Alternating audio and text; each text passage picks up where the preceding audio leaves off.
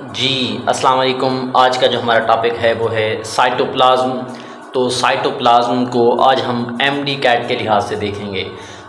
तो सबसे पहले अगर हम बात करें कि साइटोप्लाज्म जो है ये एक लिक्विड होता है, गिलेटिनस लिक्विड होता है, मतलब कि एक लेसदार लिक्विड है दैट फिल्स, जो फिल अप कर देता है, भर देता है इनसाइड ऑफ द सेल।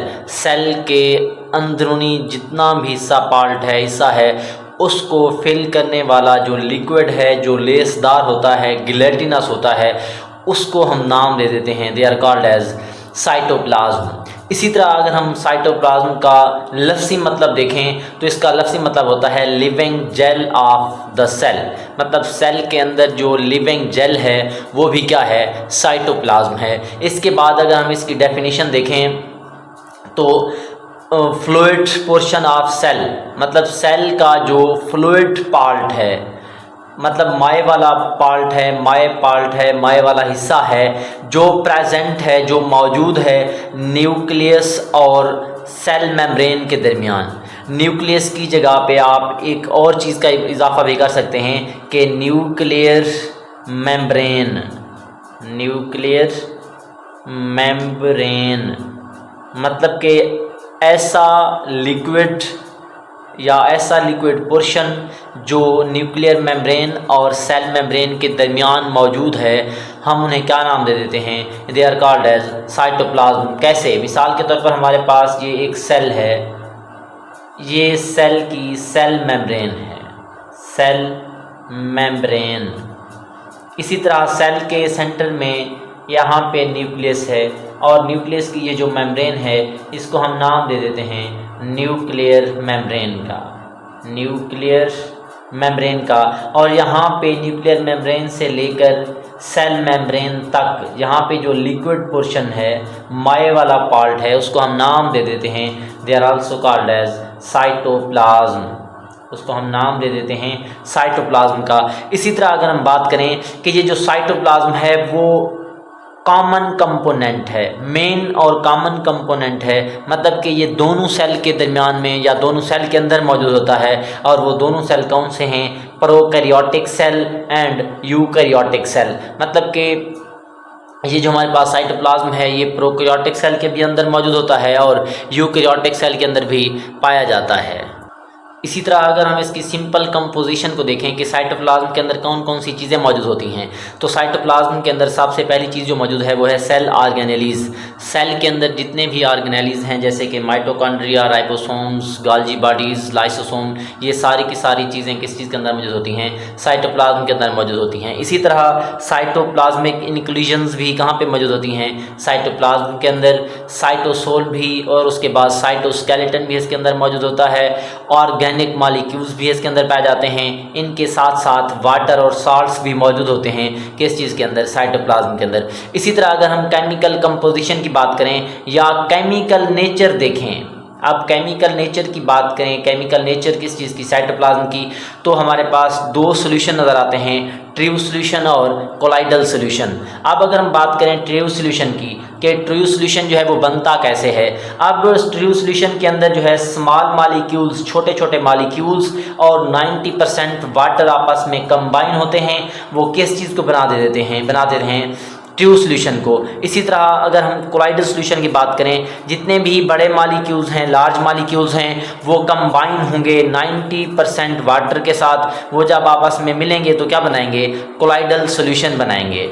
इसी तरह अगर हम बात करें कि हमारे पास ये जो ट्रू सॉल्यूशन है इसके अंदर हमने बात की थी स्मॉल मॉलिक्यूल्स की। अब वो स्मॉल मॉलिक्यूल्स होते कौन से हैं? तो amino acids, fatty acids, sugars, vitamins, nucleotides, इनके साथ साथ डिज़ॉल्व्ड गैसेस, ये सारे के सारे स्मॉल मॉलिक्यूल्स हैं जो किस चीज़ के अंदर मौजूद होते हैं? ट्रू सॉल्यूशन के अंदर। इसी तरह अगर हम बात करें कोलाइडल सॉल्यूशन की तो यहाँ पे लार्ज मॉलिक्यूल्स जो थे वो कौन से थे? उनमें प्रोटीन्स शामिल हैं। तो ये हमारे पास ट्रू सॉल्यूशन है और कोलाइडल सॉल्यूशन है। इसके अलावा अगर हम देखें कि हमारे पास जो ट्रू सॉल्यूशन है इसके पास क्या होते हैं? साइटोप्लाज्म के जो हैं, साइटोप्लाज्म के दो पार्ट्स होते हैं, उनमें साइटोसोल है और साइटोजेल है। अगर हम बात करें साइटोसोल की तो साइटोसोल जो है क्या होता है? लेस विस्कस होता है, कम गाढ़ा होता है और साइटोजेल क्या होगा, ये मोर विस्कस होगा। इसी तरह जो साइटोसोल है ये इनर पोर्शन होता है which is towards nuclear membrane, मतलब ये जो न्यूक्लियर मेम्ब्रेन है यहाँ पर जो सारे का सारा क्या चीज़ है, साइटोप्लाज्म का पार्ट है, उसको हम क्या नाम दे देते हैं, साइटोसोल। और जो सेल मेम्ब्रेन की साइड पर होगा जो पेरिफेरल पोर्शन होगा जो टुवर्ड्स प्लाज्मा मेम्ब्रेन होता है या सेल मेम्ब्रेन होता है, उसे हम क्या नाम दे देते हैं, they are called as cytogel. इसी तरह अगर हम फंक्शंस की बात करें कि हमारे पास जो साइटोप्लाज्म है उसके फंक्शंस क्या होते हैं, तो हमने यहाँ पे फंक्शंस देखे हैं। तो सबसे पहले हम बात करते हैं कि जो साइटोप्लाज्म है वो क्या करता है, site of storage and metabolism है, कि मेटाबॉलिज्म के लिए जगह और मतलब जहाँ पे मेटाबॉलिज्म चल रहा होगा और जहाँ पर क्या हो रही होगी, स्टोरेज का प्रोसेस चल रहा होगा, तो वहाँ पर जो है ये सारे का सारा मतलब ये जितने भी काम होते हैं जैसे कि स्टोरेज है और मेटाबॉलिज्म है, ये कहाँ पे होते हैं, साइटोप्लाज्म के अंदर। इसी वजह से ये भी किस चीज़ के फंक्शन में आते हैं, साइटोप्लाज्म के फंक्शन में। इसके अलावा अगर हम बात करें कि हमारे पास सबसे पहले हमने बात की थी कि मेटाबॉलिज्म और स्टोरेज। अब मेटाबॉलिज्म क्या है, ओरिजिनली जो है मेटाबॉलिज्म कहते हैं जितने भी केमिकल रिएक्शन होते हैं, बायोकेमिकल रिएक्शन होते हैं, उनके मजमूए को हम मेटाबॉलिज्म कहते हैं। अब ये जो मेटाबॉलिज्म जो साइटोप्लाज्म के अंदर चल रहे होंगे वो कौन कौन से होंगे, उनमें सबसे पहला है ग्लाइकोलाइसिस,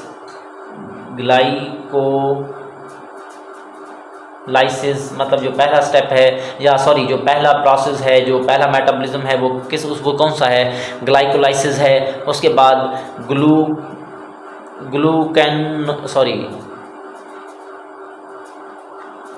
दूसरा जो उसे हम कहते हैं ग्लूकोएनोजिनोसिस, और उसके बाद आता है ग्लाइकोजिनोलाइसिस, उसके बाद जो है प्रोटीन सिंथेसिस।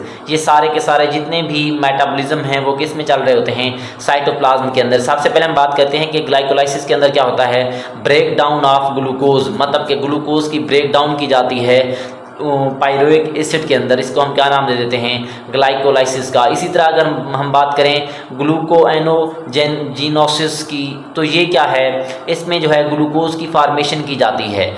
अब ग्लाइकोजिनोलाइसिस जो है इसमें क्या किया जाता है, ब्रेक डाउन की जाती है किस चीज़ की, ग्लाइकोजिन की।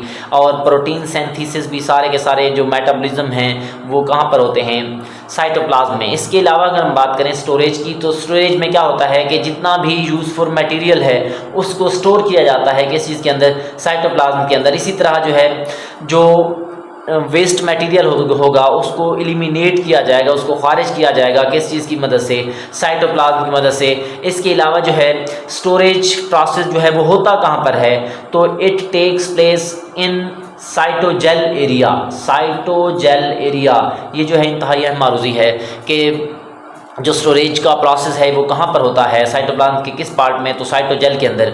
इसी तरह नेक्स्ट इसका जो फंक्शन है वो है circular streaming of cytoplasm. Circular streaming का क्या मतलब है, मिसाल के तौर पर अगर हमारे पास ये एक सेल है, सेल के अंदर यहाँ पे साइटोप्लाज्म मौजूद है, साइटोप्लाज्म ने क्या करना है, इस तरीके से मतलब ऐसे सर्कुलर वे में जो है इसने मूव करना है।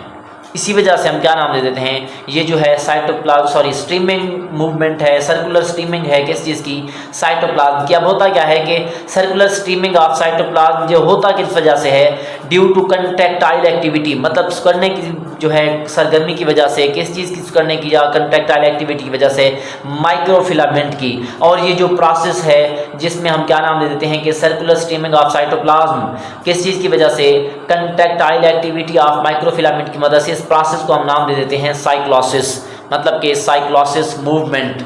इसी तरह अगर हम बात करें कि ये जो हमारे पास साइटोप्लाज्म है ये क्या करता है, maintain the shape of the cell. अब सेल की शेप को कैसे मेंटेन करेगा, तो इसमें होता क्या है कि सेल के साइटोप्लाज्म के अंदर मौजूद होते हैं साइटोस्केलेटन, और साइटोस्केलेटन क्या करता है, सेल की शेप को क्या करता है, बरकरार रखता है। इसके अलावा अगर हम देखें कि जितने भी मतलब कि ये जो स्ट्रीमिंग मूवमेंट थी या सर्कुलर स्ट्रीमिंग ऑफ साइटोप्लाज्म थी, इसकी चीज़ की वजह से क्या होता है कि फ्री फ्लोटिंग ऑर्गेनेलीज जितने भी होते हैं, मतलब कि आज़ादाना मूव करने वाले, उड़ने वाले, घूमने वाले, वो क्या करते हैं, इसी चीज़ की वजह से, स्ट्रीमिंग मूवमेंट की वजह से क्या करते हैं, मूव करते हैं, या साइक्लोसिस मूवमेंट की वजह से मूव करते हैं।